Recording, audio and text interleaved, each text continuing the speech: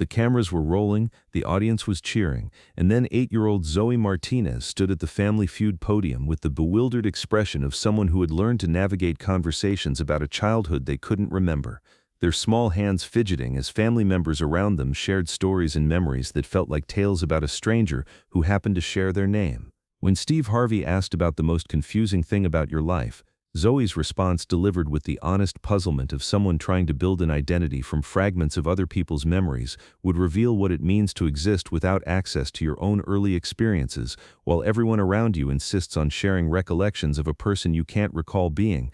When my family tells me about things I did when I was little, but I can't remember any of it, Zoe had said, their voice carrying the quiet confusion of someone who had spent 2 years listening to stories about birthday parties, family vacations, and milestone moments that existed only in other people's memories, while their own mind remained completely blank about the first 6 years of their life. They show me pictures and tell me stories, but it feels like they're talking about a different kid who looked like me. The studio had fallen into a thoughtful silence as everyone present tried to understand what it would mean to have no personal connection to your own childhood, no internal narrative about your early development, and no access to the foundational experiences that typically shape personality, preferences, and sense of self during the most formative years of life. Zoe Martinez had been living with childhood amnesia since age 6, when a severe trauma had created a complete break in their memory that had erased not just the traumatic event itself, but all recollection of their life up to that point. For 2 years, Zoe had existed in a strange liminal space where they were surrounded by people who knew their history, while they themselves felt like they had simply appeared in the world at age 6, with no past, no context, and no personal memory of becoming the person they appeared to be. Childhood amnesia, also known as infantile amnesia, typically refers to the normal inability of adults to recall memories from early childhood, usually before age 3 or 4. But Zoe's condition was far more extensive and unusual, a complete loss of autobiographical memory from birth to age 6, caused by psychological trauma that had been so severe it had disrupted their brain's ability to maintain or access any memories from their early childhood. The trauma that had triggered Zoe's amnesia had been so overwhelming that their mind had essentially created a complete break from their past as a protective mechanism. While the specific details of the traumatic event remained unclear and were carefully managed by therapists and family members, the aftermath had left Zoe with no conscious memory of their early childhood relationships, experiences, developmental milestones, or the gradual formation of personality and preferences that typically occurs during the first 6 years of life. The most disorienting aspect of Zoe's condition was the way it affected their relationship with their own family. While their parents, siblings, and extended family members had years of shared experiences, inside jokes, traditions, and emotional connections built during Zoe's early childhood, Zoe themselves had no access to any of this shared history. Family gatherings often included storytelling and reminiscing about Zoe's early years, but these stories felt like accounts of a stranger rather than personal memories. Zoe's parents, Maria and Carlos Martinez, had struggled with how to help their child navigate the complex emotional territory of having no memory of their early relationship. They had countless photos, videos, and memories of Zoe's first 6 years, first words, first steps, favorite games, bedtime routines, family traditions, but sharing these memories had become a complicated process that highlighted rather than bridged the gap between Zoe's past and present. The impact on family dynamics had been profound and ongoing. Zoe's older sister Elena, age 12, remembered playing with and caring for baby Zoe, but Zoe had no recollection of their early sibling relationship or the bonds that had formed during their shared childhood. This had created an asymmetrical relationship where Elena felt connected to someone who couldn't reciprocate those early emotional ties or understand references to their shared experiences.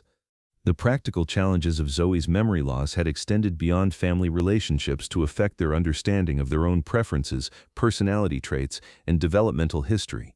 Normal 8-year-olds typically have some sense of how they've changed and grown over time, what they've always liked or disliked, and how their personality has evolved through various experiences. But Zoe had no internal reference point for understanding their own psychological development or the origins of their current preferences and characteristics. The therapeutic work around Zoe's amnesia had been complex and delicate, involving specialists in childhood trauma who understood that pushing too hard to recover memories could potentially re-traumatize, while failing to address the amnesia could leave Zoe without a sense of personal history or identity continuity. The approach had focused on helping Zoe build a new narrative about themselves, starting from age 6, while gradually introducing information about their earlier life in ways that felt manageable rather than overwhelming. School had presented additional challenges for Zoe, as teachers and administrators had needed to understand that while Zoe appeared to be a typical 8-year-old, they lacked the foundation of early childhood experiences that typically inform social interactions, learning preferences, and emotional regulation strategies. Zoe had essentially needed to rebuild their understanding of social relationships, educational environments, and peer interactions from scratch during elementary school. The most heartbreaking aspect of Zoe's condition had been the way it affected their sense of identity and belonging within their own family. While everyone around them had a clear sense of who Zoe had been as a baby and young child, Zoe themselves felt like an intruder in their own life story, listening to accounts of someone who shared their name and appearance but felt entirely foreign to their current sense of self. Zoe had developed various coping strategies for managing conversations about their early childhood, including learning to ask follow-up questions that helped them understand the stories being shared, finding ways to express interest in family history without pretending to remember experiences they couldn't access, and gradually building new traditions and memories that could serve as the foundation for their ongoing family relationships. The Family Feud application had been submitted by Elena, Zoe's older sister, who had hoped that participating in a fun family activity might help create new positive memories that could serve as a foundation for rebuilding family connections that weren't dependent on Zoe's missing early childhood experiences. She had thought that sharing a joyful, collaborative experience might help the family focus on present-moment connections rather than dwelling on the memories that Zoe couldn't access. During the pre-show preparation, Zoe had been excited and engaged, clearly enjoying the opportunity to participate in something that didn't require knowledge of their past or memories of previous experiences. The novelty and present-focused nature of the game show environment had allowed Zoe to interact with their family members in ways that emphasized their current personalities and capabilities rather than historical relationships or shared memories. The game had been proceeding with Zoe participating enthusiastically, demonstrating intelligence, humor, and social skills that existed independently of their memory loss. The Martinez family was competing against the Thompson family from Oregon, and while both sides had been playing with good energy, there was something particularly poignant about watching Zoe enjoy creating new memories with their family in real time. But when it came time for the category "The Most Confusing Thing About Your Life," and it was Zoe's turn at the buzzer, the question had struck directly at the heart of their daily experience with memory loss and the strange disconnection they felt from their own early history. Steve Harvey had approached the podium with his usual warm energy, but something about Zoe's thoughtful demeanor and the protective way their family was watching had made him more gentle and attentive than usual. "All right, Zoe," Steve had said softly, "the most confusing thing about your life. What comes to mind for you?" Zoe had looked at their family members, then back at Steve, their expression showing the mixture of curiosity and bewilderment that characterized their relationship with their own past. "When my family tells me about things I did when I was little, but I can't remember any of it," Zoe had said. Their words immediately capturing the strange experience of being a main character in stories they couldn't recall. "They show me pictures and tell me stories, but it feels like they're talking about a different kid who looked like me." The studio had become very quiet as everyone present tried to understand what it would mean to have no personal connection to your own childhood, while being surrounded by people who remembered it vividly. Steve had paused, clearly intrigued by Zoe's articulate description of such a complex psychological experience. "Zoe," Steve had said gently, "that sounds really confusing. Can you help me understand what that feels like?" "It's like everyone knows a secret about me that I don't know," Zoe had explained with surprising clarity for someone so young. "They talk about things I supposedly liked or games I played, but I don't remember liking those things or playing those games. It's like they're telling me about someone else's childhood." The studio audience had listened with obvious fascination and sympathy as they learned about a condition that challenged basic assumptions about memory, identity, and family relationships. "How do you handle it when people share memories about you that you can't remember?" Steve had asked with genuine curiosity.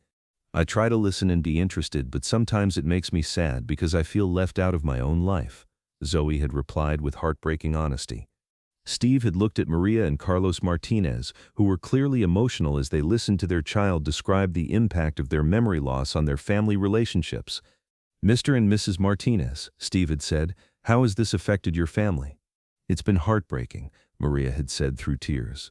We have so many beautiful memories of Zoe's early childhood, but sharing them sometimes makes Zoe feel more disconnected rather than more connected to us.